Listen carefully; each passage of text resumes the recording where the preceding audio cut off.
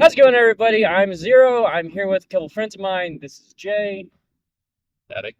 We're going to be here, and we're going to experiment with some of the physics involved with a giant sword, and we are surrounded by other swords that we're going to use and probably destroy in making this video. I almost hope. Almost hope, yeah. Well, hopefully I don't get destroyed in the process. That's the goal here for me. Y'all may enjoy this, but remember, only when someone bleeds does the show actually start. Alrighty. We need to mask up. I guess we'll get started. Yeah. So first, we are going to. I'm going to take a swing at him with a proper sword, just so you guys can see what this looks like. Just so you guys can see what this looks like if you use a proper size longsword. Editing Zero here. By proper longsword, I mean overall length 42 inches, blade length 32 and a half inches. This sword weighs 3 pounds. It is made out of 1065 high carbon steel, and by all intents and purposes, according to the website, this is a battle ready longsword. I'm not going to be swinging at him very hard. Um, might go might go a little bit harder, but what I like, this is me just touching it, right? And I'm going to give it a little bit more of a right. I'm going to hit you a little bit harder now. So that's what it's like if you just block a regular sword with a regular sword. Now, something I want to point out in as we do this test. First, I lay it on the sword just to show how much weight compared to the next sword coming up, and you will see that soon. As I go to strike him, notice that he pulls back and then he goes to attack at my sword. This is a proper way to defend yourself, and in best case scenario, you would want to try to parry the sword away or try to manipulate the sword into a bind of some sort. All this is proper. All this is how you should do things. In the tests to come, I'm hoping to show you why most medias, when they go to anything bigger than a longsword, they tend to get things wrong. Would you like me to show them the bites? Yeah, sure. Come up close. You can tell with both strikes, there's a significant amount of bite. Hopefully that focuses on the blade. This being a relatively cheap wall hanger, it's also bent the actual angle of the blade. That's why it's important you use a proper, well-tempered steel when engaging in actual fisticuffs of a sword variety. And then when we come over here and look at this one, here's the damage. Here is the small amount of damage on this battle ready, as they try to say, black sword from Windlass. This one's much more of a proper temper, proper edge, and so I don't get any chips, which is fantastic. So, as we set up for this next test, I want to point out that yes, my sparring mate has a steel pipe as his defensive weapon. We did this for a number of reasons. One, I don't feel like destroying the only two battle ready swords that I have in my collection. I have the black sword from Windlass, and I also have a katana.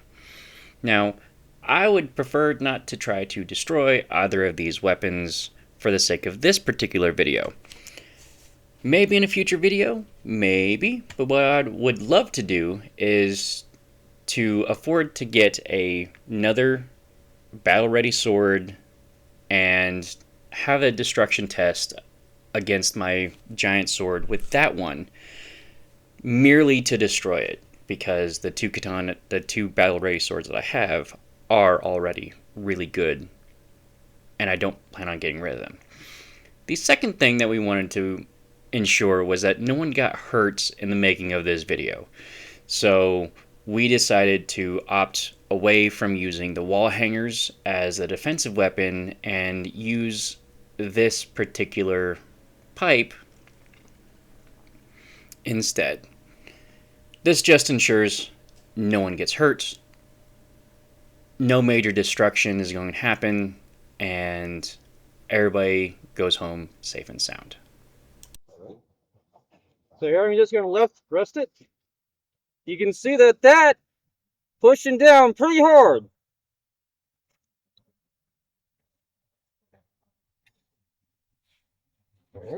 That was quite a lot of force.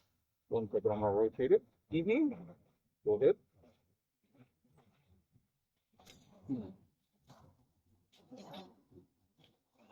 Yeah. All right. Want to give it a full swing? You think you can take a full swing? We'll see. I'm probably going to go this way. Let's see. What you got? No arms or legs? One hit shoulder. Ooh.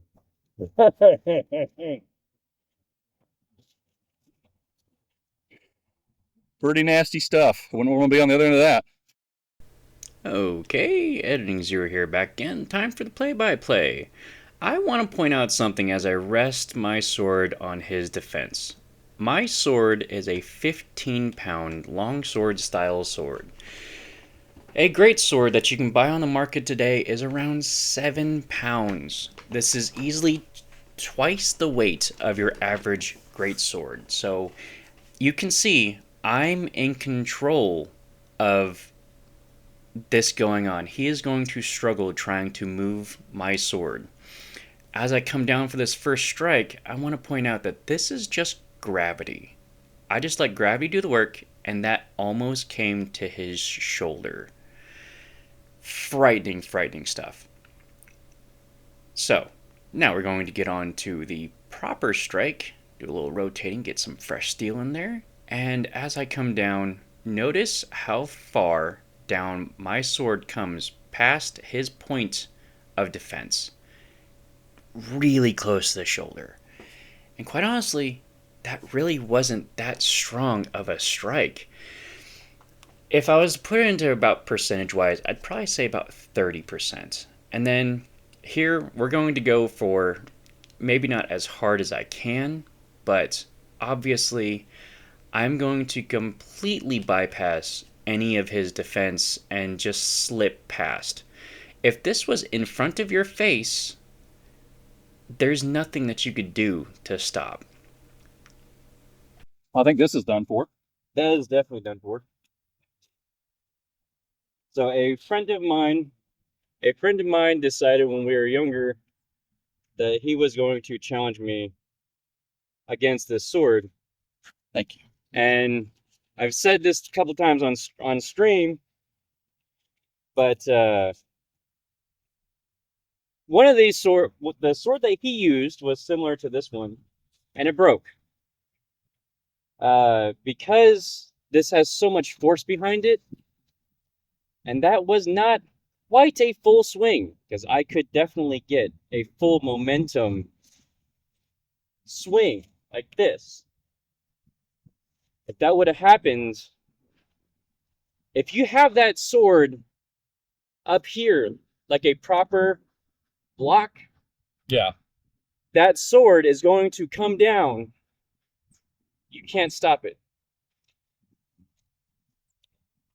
At that point with that much force, I don't know if it caught properly on something like full harness plate, that it would cause severe damage. But against something like chain with Gambison, I could see that potentially hitting with enough force, much like a Warhammer, and just doing a blunt force strike to somewhere like clavicle, and breaking something in there, or at the very least, numbing the absolute mess out of your arm. You know. So. I do kind of want to destroy one of these swords. What happened? I got the mask on. I can't talk. Yeah. Okay. So, my buddy Jay here is going to take a nice good swing at that sword. I am anticipating this sword is not going to survive. 3, 2, 1. Okay, going with the play-by-play again as we look at this carnage. So, my friend here swung the sword across the screen in 10 frames, and he crossed about 6 feet. It's probably not actually correct, but his miles per hour was around 10, meaning that he hit this thing like a 135-pound sledgehammer. I just want to point out just how much force is involved because force equals mass times acceleration. This thing is a absolute monster. Well, she's tougher than I thought. That's what I figured it'd roll and then move bend to the middle. I mean, she ain't usable anymore. She's definitely not usable. I can straighten it. Speed it on my anvil, it'll straighten. That's gnarly. It's probably closer. That is quite the hit. Yeah, it's probably closer with that thing. There we go. Yeah, that is quite the hit. It's probably closer to simulating somebody holding it, because when you got that much force in your hand, it's going to twist. Yeah. I mean, your wrist got a little Well, give that's what to I it. hate about a lot of like the YouTube videos of them testing armor. It's like they've got it bolted to like and I'm like, if you No. hit somebody with a warhammer, they're gonna go backwards. There's a little It's not just give. gonna be like, Yeah, make a meat target, you know? Let's get some little give to it. Yeah. well, not even that. Just like if I hit you with a warhammer, you're going backwards, right? Yeah. You're not just. Yeah. And typically, if I see you swinging a warhammer, I might tank a longsword hit. That warhammer's coming toward me. I'm gonna take that on my shield, and I don't want to take that on my arms because my arms are the thinnest part of it, and I definitely don't want to take it on the back or back quarter of my, because the thickest part of my cuirass is gonna be right here on my gut, on my chest. It's gonna be nice and curvedy, so you can't get a straight shot on. But if I turn my side and you get a straight shot on with a warhammer or a pick right here, I mean, that's a nasty spot to get struck too. Are we doing this around too? I think I'm going to do round 2. I want to swing at something. Okay. But just round. Chaos Lord 0. Okay, I'm gonna get out of the way and not get hit. All right, we're gonna do another cut. This time, Chaos Lord 0 is gonna try to split that katana and see how well that yield wall hanger holds up to the Buster Cleaver thingy. Looks like a orc chopper. 3. Oh, Okay, nerdy time again. Judging by the exact same calculations from the top of my swing to the sword, I was able to get the sword across the screen in 7 frames, which brings my speed to 12.27 miles per hour, which means I hit this thing with 204 pounds of force. I can fix it. nice pair of tongs you made. I can pick up something off my grill with that. Oh, yeah. Definitely don't want to be on the receiving end of that. I don't know if there's a sword that would not take a bend trying to defend against that. Was it there's like I think it's Hungarian. They had like a 12-foot sword or some shit. Big old eye hangers. Yeah. Woo! Now, of It course, used to be curved the other way. the obvious downside of such a large weapon is that it's very bulky and hard to move quick. But, I mean, my God, that's a lot of force. I only need to get you once. Yeah. Whew. Hey, it's a kukri. Yeah. Alrighty, so let's recap a little bit.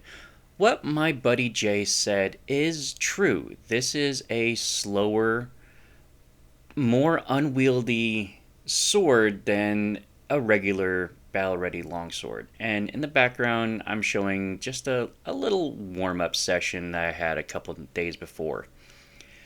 But what I'm trying to show here is that difference in speed isn't as great as some might think. I can easily throw this sword around even half the speed of my regular longsword. I'm just not going to hit you as hard because the mass that I'm dealing with. So all I'm trying to say with this video is people who are using giant swords in their types of media, I really would like them to take into account the physics of what they're dealing with. Now, where I first started noticing this and it really started to irk me was in episode 3 of In Another World with My Smartphone.